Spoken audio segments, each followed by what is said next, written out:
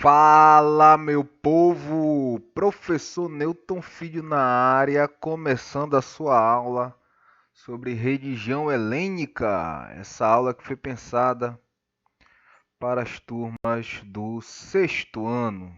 Então, se você é aluno do sexto ano da rede pública estadual de ensino, né, é aluno deste simpático senhor que está no canto direito da tela, seja muito bem-vindo. Essa aula foi pensada para você, tá bom? Qualquer dúvida deixe nos comentários, certo? E vamos logo para a aula. Hoje eu não vou recomendar nenhum vídeo, mas depois eu vou colocar um texto aqui no final. No final, não, eu vou falar logo. No final você assiste o vídeo, aí vai ali na descrição, tá? Você vai na descrição e como é? Acesse um link. Um link vai ser o texto é o meu material, né? Desse bimestre, que fala sobre religião helênica, material escrito. Nesse material vai ter uma atividade que é a fixação de conhecimento. Você não vai me entregar essa atividade, tá? Só vai fazer para desenvolver o seu conhecimento, tá bom? E o segundo link vai ser a frequência, tá? É fundamental que você acesse, coloque seu nome, sua escola, que é daí que eu vou poder registrar a participação de vocês, tá certo? Então vamos lá começar a nossa aula. Essas aulas já percebi esse aplicativo, esse programa ele dá um delay. Então, tipo, eu falo, eu passo a imagem aqui, depois de 1 minuto e pouco aparece para vocês. Eu vou tentar ir corrigindo isso, devo até, não sei, ver um aplicativo melhor ou aprender a configurar ele de uma forma melhor. Então vamos prosseguir. Nós paramos quando nós falamos da sucessão de deuses, né? Que Zeus não seria o deus supremo da religião helênica originalmente, né? Ele conquistou essa posição, né? É diferente do que nós estamos acostumados a pensar do Deus Supremo, né? No princípio ele sempre existiu, sempre esteve lá. Não, Zeus nasceu e conquistou a posição de Senhor dos Deuses. E aí nós vamos ver aqui como se desenrolou isso, né? Bom, no princípio era o caos. Aí a imagem do caos vai aparecer para vocês aí. Eu coloquei. Gostei dessa imagem. Eu joguei, pesquisei caos, apareceu essa aí. Um senhor, né? O princípio de tudo, né? Mas nós não simplesmente vamos falar a história, vamos analisar numa aplicação prática da nossa vida enquanto seres humanos, né? Sempre fica, pô, hoje sempre tem aqueles questionamentos. Por que eu estou estudando isso? Vamos ver por que estamos estudando isso. É, essas histórias trazem uma poesia muito forte, que fala da história da humanidade. Percebam que no princípio reinava o caos, ou seja, a desordem, fazendo referência a um período no qual os homens começaram a se organizar. Mas suas sociedades eram de uma estrutura frágil e poderiam desaparecer a qualquer momento. Certo? Então, no princípio, os homens se organizaram, mas viviam no caos. Né? Até hoje a palavra caos tem a desordem, a bagunça, né? O incerto, tá bom? O incerto. No princípio era o caos. É... Depois vem Urano. Urano é o céu. Tá? Existia outros deuses primordiais, tá? Que vêm do caos e tudo mais, esse período do caos, do Urano e tudo mais. Só que, enfim, a gente não vai estudar cada um, a gente vai ver os principais, né?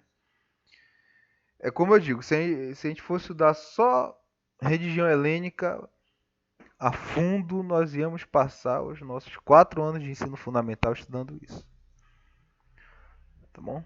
Assim como todas as outras religiões. Então vem o céu.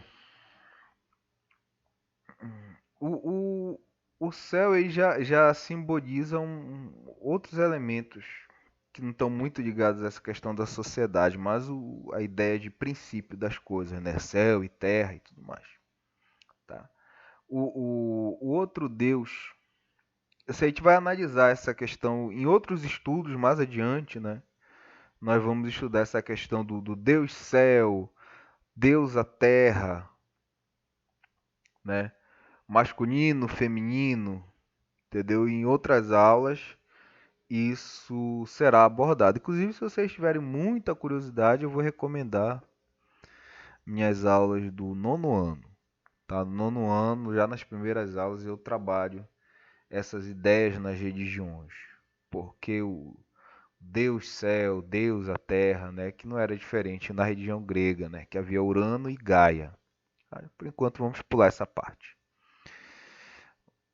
Depois do céu, nós já vemos uma ideia de um formato na natureza, né? Vem o Deus, aí a imagem do Deus Urano, né? O céu, o Senhor Supremo, né? Ele que teria sido o primeiro Senhor dos deuses, tá? Ele foi o primeiro, né? Depois que ele é destronado por seu filho, vou colocar aqui, Cronos, né? Ele perde o trono para o seu filho Cronos. Aqui que começa a parte mais interessante, né? Vamos ver aqui. Depois vem Cronos, o tempo. Até hoje nós usamos essa palavra, né? No cronômetro, cronometragem. O homem começa a marcar, delimitar, compreender, nomear as coisas. Então, imagina, vamos voltar aqui. No início era o caos, as sociedades viviam, já estavam organizadas, mas viviam reféns, porque estávamos aqui vivendo muito bem, de repente vinha o frio e morria um monte de gente. Estávamos aqui vivendo muito bem, de repente vinha uma manada de elefantes, uma manada de búfalos, dependendo do lugar onde estávamos, e morriam um monte de gente. Então era o caos. Mas aí vem o Cronos, o tempo, o homem começa a marcar as coisas. Nós, humanos, começamos a perceber que existia um período para aquele frio forte vir. Havia um período certo que aquele frio corria, aí nós chamamos de inverno. E aí nós descobrimos que no inverno, quando chegasse o inverno, nós não deveríamos permanecer onde nós estávamos, nós já íamos para outro lugar. Nós descobrimos que onde nós moramos é muito bom, mas em determinado período uma manada ou de elefantes ou de touros vai passar por ali porque eles estão imigrando. Eles também estão indo para outro lugar, fugindo do frio, e aí eles vão passar por cima da gente, e a gente tem que se afastar quando eles estiverem próximos. E outras coisas que nós vamos começar a marcar. Nós vamos perceber que determinado tipo de pedra é mais dura e nós podemos usar como ferramenta. Nós também podemos usar como arma. Vamos descobrir formas de derreter o metal e dar o formato que nós quisermos. Então esse é o tempo. Nós estamos marcando as coisas, nós estamos delimitando. né? Estamos evoluindo, mas havia um problema. O tempo devora os seus filhos, tá? O tempo devora os seus filhos. Olha só como eu acho interessante demais isso. Por quê? Cronos, ele destronou seu pai, né? E aí, como ele destronou seu pai, foi profetizado e foi predito, né? E os gregos acreditavam no destino. Futuramente a gente vai ver isso também. Era uma crença muito forte. E aí foi dito, olha, assim como você destronou seu pai, um dia você será destronado por um dos seus filhos. E aí Cronos passa o que? A devorar seus filhos, né? O tempo devora os seus filhos. Fazendo essa leitura para a nossa história enquanto seres humanos, o que é que a gente pode dizer? Se eu aprendi a fazer armas de metal, preciso passar esse conhecimento a alguém antes de minha morte, ou ele morrerá comigo. E caso meu aprendiz morra antes de passar esse mesmo conhecimento, a forja de armas será perdida da nossa sociedade. Então, no passado havia muito isso, né? Uma pessoa guardava um conhecimento e aquele conhecimento era o responsável pelo engrandecimento da sociedade. Um exemplo é a forja, né? Como fala, a forja de armas, a forja de ferramentas, que no passado era indispensável, né? Para o crescimento, para a proteção, para se facilitar o trabalho braçal de uma sociedade. E aí, se eu dominava esse conhecimento, eu tinha que passar adiante.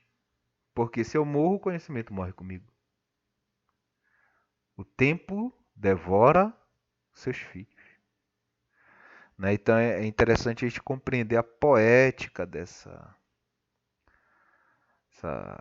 essas religiões, de todas as religiões.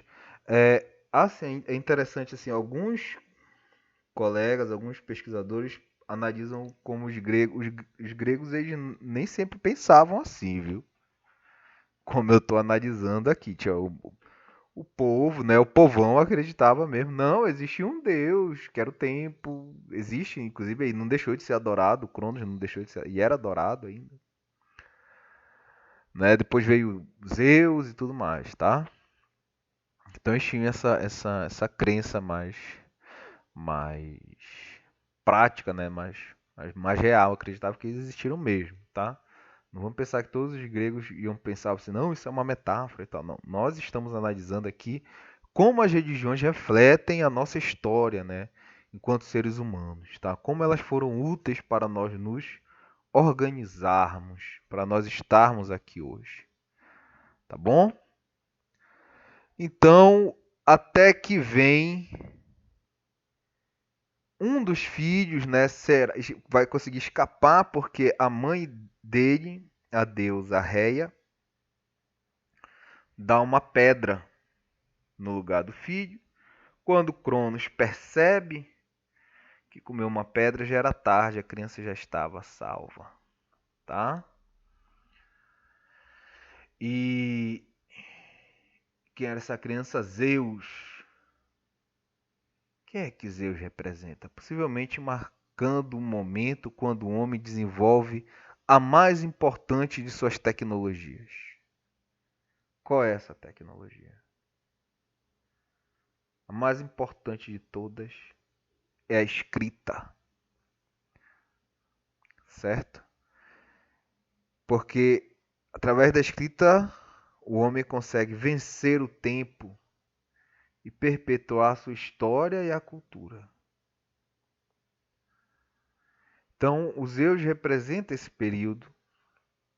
Ele também é uma divindade que representa a justiça, né? A lei suprema. Quando o homem havia no passado o rei, e o rei julgava de acordo com a sua vontade, mas com o tempo, né, vai se desenvolver essa ideia de leis. Eu vou deixar escrito o que é o certo. Eu vou deixar escrita a lei.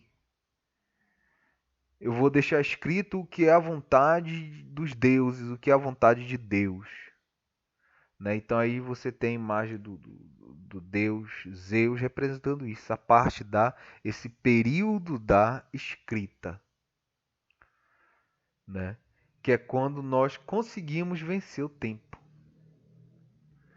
O tempo, um dia o professor Newton vai morrer. E tudo aquilo que o Newton estudou vai morrer junto, né? Vai se acabar com ele. Mas se o Newton deixar escrito o que ele estudou sobre religião, vocês vão poder ler, né? Ou os filhos, os netos de vocês, entendeu? Então, o homem consegue vencer o tempo, né? Zeus marca isso, né? Zeus marca esse momento da humanidade, tá bom?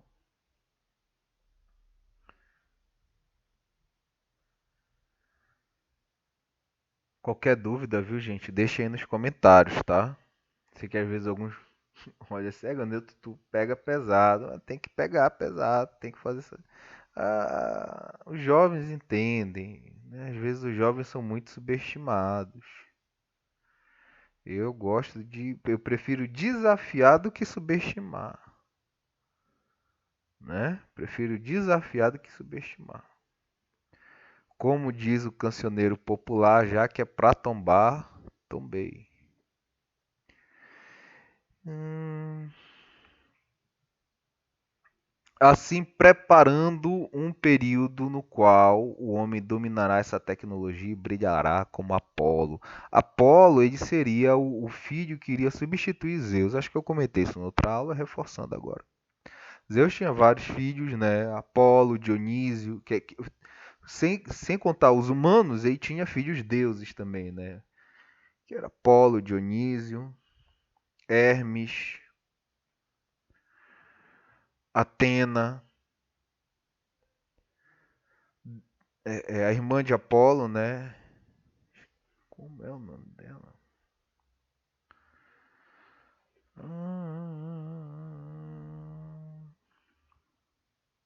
Depois a gente vê o nome da.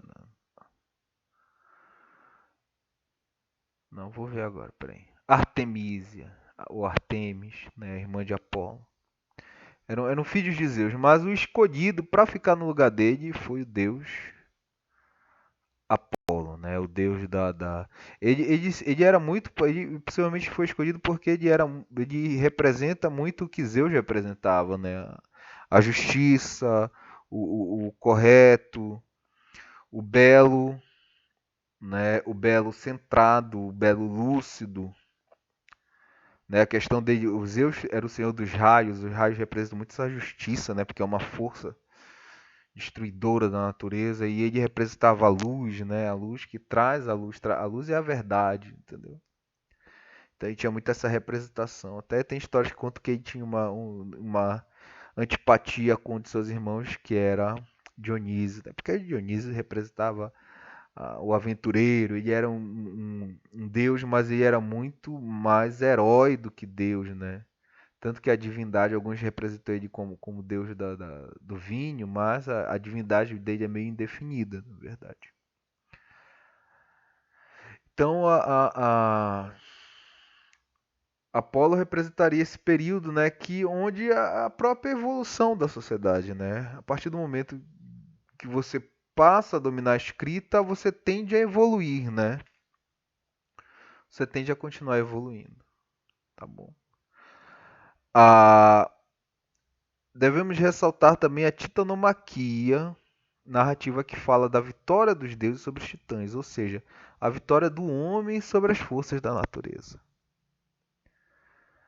Tá? Coloquei uma referência na aula passada de um vídeo do canal Foca na História, um canal que eu gosto muito. Fazem uns vídeos bem legais, bem didáticos, tá? Que fala sobre a titanomaquia, tá bom? Que é uma história que, como eu falo, né, representa bem isso. O homem dominando a natureza.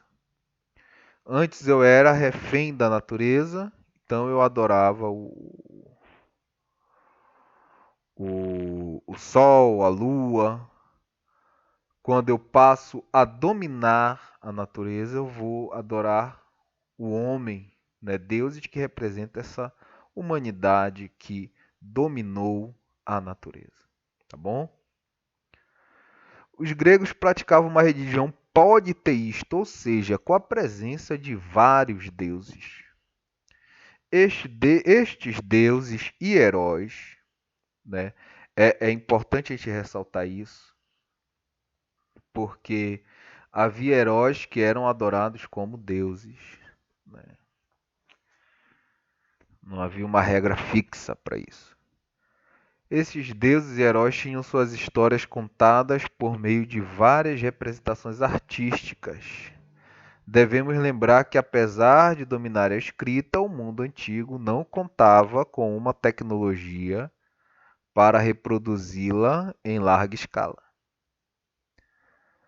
Assim, as histórias eram amplamente relatadas em pinturas feitas em vasos, tapeçarias e paredes, em esculturas, na arquitetura e encenações teatrais.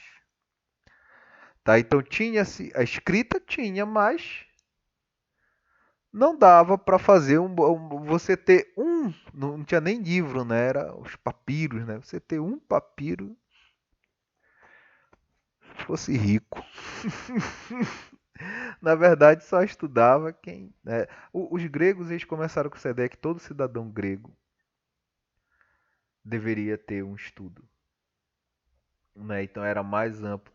Eu vou mostrar para vocês alguns exemplos, mas muito do que os gregos, como eu já falei, muito do que os gregos pensaram é o que nós fazemos hoje, né? Nós aplicamos essa ideia à nossa sociedade. Hoje é obrigado, né? O jovem, a criança, o adolescente ele tem o direito de estudar. Por isso, nesse momento ímpar, nós estamos nos revendo. Eu acho que nós estamos antecipando hoje o que seria uma realidade daqui a 5, 10 anos, que são essas aulas remotas, né? Fala-se de aulas remotas desde os anos 80, nos anos 70 já se falava de estudo, já existia estudo à distância, aulas remotas. O grande problema era que não dava para substituir a vivência, a experiência do professor, né? A pessoa que dedicou a vida para estudar aquilo.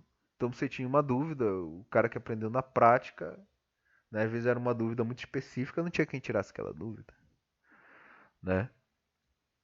E aí, mas hoje, com tanta tecnologia já dá, então nós estamos explorando, muitos estão aprendendo, né? Eu estou aprendendo cada dia mais e tentando aplicar isso nas minhas aulas, né? Mas antigamente não se tinha nada disso, né? Quem estudava era quem era rico, quem era de família rica, quem tinha posses, quem tinha escravos. Um filósofo que foi Platão, ele era um escravo, né? Ele era um escravo que acompanhava as crianças para assistir aula, e enquanto ele acompanhava, ele aproveitou para assistir aula com as crianças e se tornou um filósofo. Olha só que interessante. Pelo menos o que eu li, né, sobre ele é isso. Não sei, os amigos da filosofia podem completar aí essa informação. E aí, como era repassado esse conhecimento? Como eu falei, pela arte, principalmente pelas encenações teatrais. Tem uma figura. O Brasil ele é cheio de figuras. Essa figura em particular não está nem no Brasil, mas ganha dinheiro aqui passando cursos de filosofia, entre aspas, no Brasil. E fez uma análise falando sobre sociedade grega, pegando a lei da Grécia Antiga.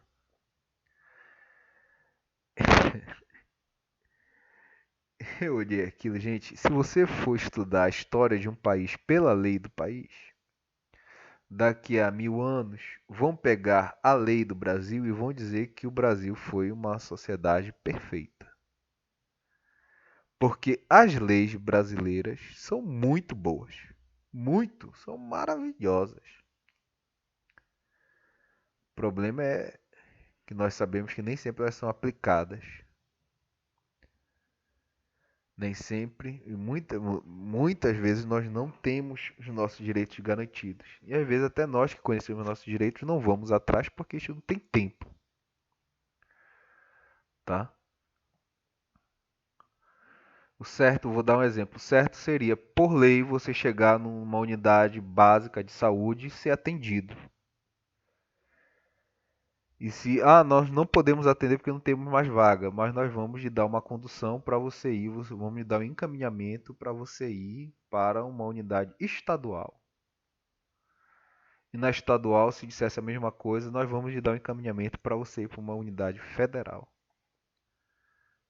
Se a federal não pudesse atender, pagava uma particular.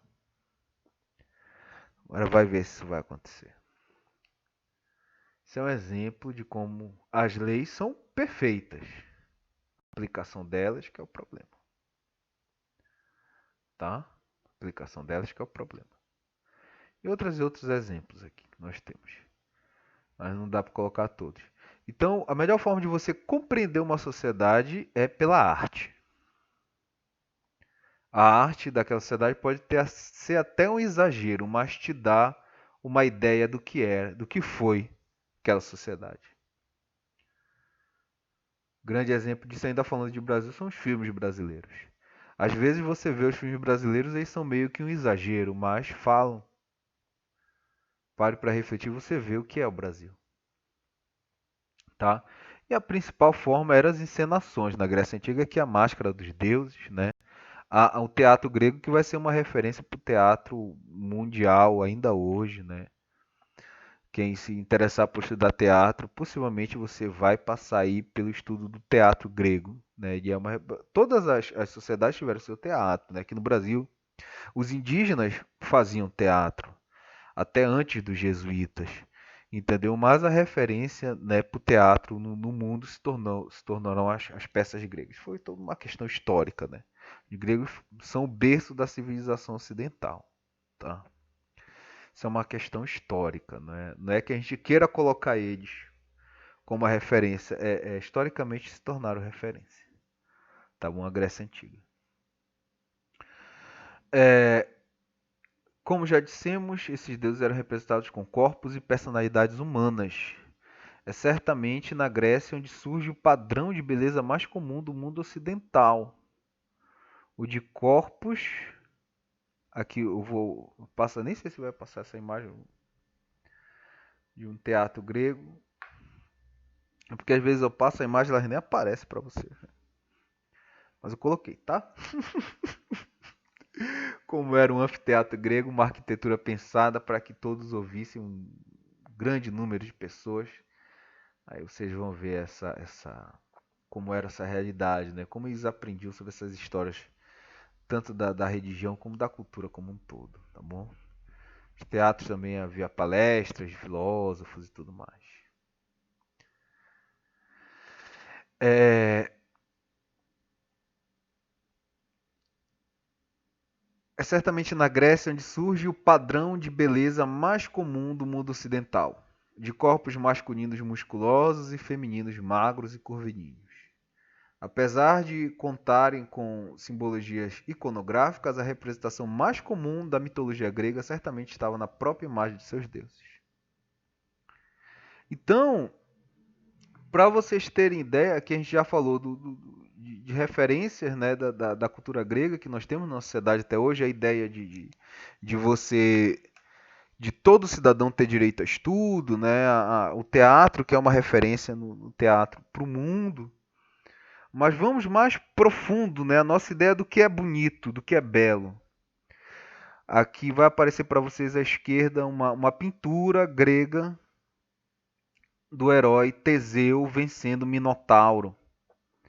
Percebam como Teseu ele é pintado com o corpo nu, tá lembrando para os gregos não era algo imoral, não era algo indecente, tá bom?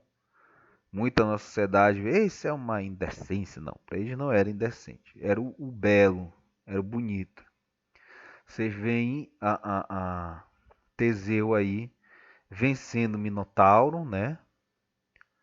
Ao lado da deusa Atena. E à direita eu coloquei a imagem do Wolverine, né? O ator Hugh Jackman no filme representando o personagem Wolverine. Vejam como os dois, até a posição. Ai, ai, até a posição, como os dois têm, né, são representados, os corpos são representados assim, tá? Outras sociedades vão ter outro, né, o que não foram, que não pegaram essa influência, vão ter outro padrão de beleza, né? Sociedade mais que não descendem, né, da cultura grega como a nossa sociedade ocidental. Mas aí o padrão de beleza ocidental é esse para o homem, né? O homem musculoso, o homem forte. Padrão de beleza que é até difícil você alcançar. Se você não tem uma vida voltada para isso, é bem difícil. Alguns têm a genética já própria, né? Malha um pouco já vai ficando assim. Outros não, outros têm que passar. O Hugh Jackman, esse próprio ator, falou: Olha, eu vou parar de fazer o Wolverine porque eu não aguento mais ter que comer clara de ovo. Tá bom, quero poder comer uma pizza. Não pode, para você ficar saradão assim, você tem que viver malhando, se alimentando bem, tá? Então aí para vocês verem a comprovação de como os gregos, até no que nós achamos bonito, eles influenciaram, tá? Estão rumando para o final da aula. Colocar mais uma escultura grega agora, da deusa Afrodite, né? Essa escultura chamada Vênus de Milo. Vênus já seria o nome de Afrodite lá em Roma, tá bom? E ao lado, eu esqueci o nome dessa atriz, mas a personagem é a Viúva Negra, né? Percebam que a proximidade, né, do rosto, do corpo, entendeu? Padrão de beleza da Grécia Antiga é ainda hoje o nosso padrão de beleza. Mais uma vez, até a posição, né? Até a posição dos corpos é parecida, tá? Então qualquer semelhança não é mera coincidência, tá? Qualquer semelhança não é mera coincidência. Eu dou uma enrolada aqui que é para dar tempo de aparecer para vocês, mas eu vou passar vou dar mais um tempo, vou começar a ler os deuses, né? Vamos encerrar a aula lendo a lista dos principais deuses. Havia muitos, muitos deuses gregos. Havia esses deuses que eram os mais adorados, né? Que já vem desse período de depois da titanomaquia, os Zeus, filhos de deuses antigos, irmãos de Zeus. Mas havia os deuses primordiais, né? Que vieram antes. E às vezes eles eram adorados. Havia heróis, havia variações de deuses. Às vezes eles misturavam deuses e faziam um novo deus. Tinha o deus da família, o deus que era um antepassado, que era adorado como deus. Mas esses aqui que nós vamos ler são os principais deuses, tá? Havia um conselho dos deuses e quem estava no conselho era tido como um dos principais. Zeus, o senhor dos deuses e dos fenômenos atmosféricos, era esposa e irmã de Zeus e deusa mãe, tá? Assim como Zeus, ela escapou de ser devorada pelo pai, Cronos. E aí quando eles vencem os titãs, né? Em batalha, ela se torna esposa dele. Era muito comum nas regiões você ver esse negócio, viu? O irmão casava com a irmã, os deuses, tá? Vou passar a imagem aqui, depois vai aparecer. Tá quase na mesma sequência do que está escrito aqui no meu texto. Zeus é uma imagem mais de cartoon, né? Atenas, a filha predileta de Zeus e deusa da sabedoria. Ela era muito venerada, adorada também em função da guerra, tá? Ela era a deusa da sabedoria, deusa da guerra no sentido da estratégia, tá? Deusa do conhecimento. Poseidon, irmão de Zeus e senhor dos mares, é um dos deuses antigos, né, que vai ser devorado por Cronos. Hades, irmão de Zeus e senhor do mundo dos mortos, mundo inferior, também era senhor das riquezas do solo.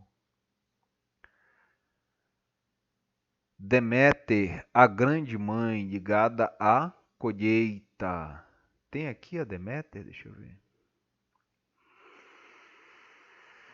Não, não tem, ela não é muito conhecida também, mas era uma das principais, tá? Deméter. Ela não tá aqui nesse desenho. Apolo, filho de Zeus e da titã Leto, é o deus da luz. E Artemis, irmã de Apolo e deusa das matas e da caça.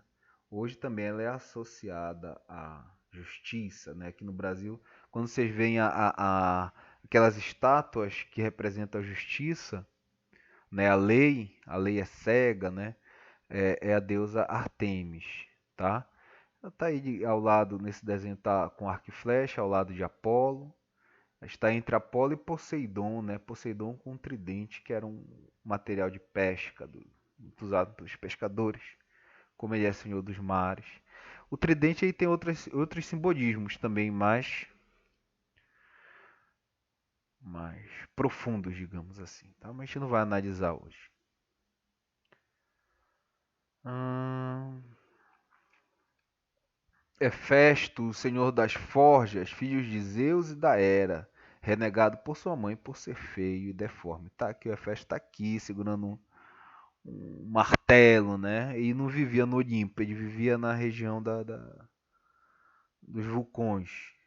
Teve a oportunidade de viver no Olimpo, mas não quis. Falou, me expulsaram, não vou ficar onde eu não sou bem quisto. Nota 10 para ele, também pensa assim. Não me querem aqui, eu vou me embora. É... Afrodite, filha de Zeus e deusa da fecundidade, mas em outras versões ela é filha de Urano. Urano, é. Ela é filha de Urano. E...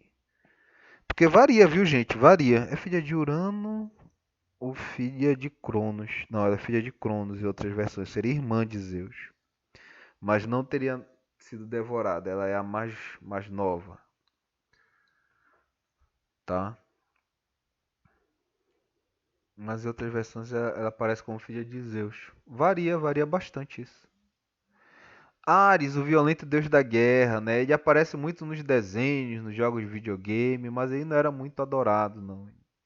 E era mais, representava mais aquela guerra mais brutal, mais violenta. A gente vai chegar lá e vai matar todo mundo de uma vez. Ah! Irracional, né? Diferente de Atena, que representava a guerra, mas no sentido mais de sabedoria, né? Estratégia. Hermes, filho de Zeus e deus da comunicação, do comércio e dos ladrões, né? Os ladrões rezavam para Hermes para correrem rápido após um assalto. Dionísio, deus da vegetação e do vinho, como eu falei, ele é associado à vegetação e ao vinho, mas a divindade dele não é muito bem definida, não. Ele é mais um herói que alcança o status de Deus, né? Inclusive, se eu não me engano, é a deusa Hestia que vai abrir mão do conselho dos 12. Por isso que ela está aqui, né? Ela era do Conselho dos Doze e vai abrir mão para que Dionísio faça parte do conselho. Hestia é irmã de Zeus e deusa do fogo caseiro. Tá? Então ela aparece aí segurando dois fogos. Dionísio não aparece aqui, colocaram Hércules. Mas é isso. Dúvidas, coloquem nos comentários ou guardem para a nossa aula presencial, não, pelo Google Meet, né, onde a gente vai poder interagir. Vocês vão poder perguntar, tá bom? Não se esqueçam de acessar vou colocar dois links na aula de hoje. O primeiro link com o material escrito, o segundo link com a frequência. Entrem lá e preencham direitinho, nome completo, escola, a turma de vocês, tá bom? Bonitinho para poder fazermos a avaliação de vocês. E agora, tchau!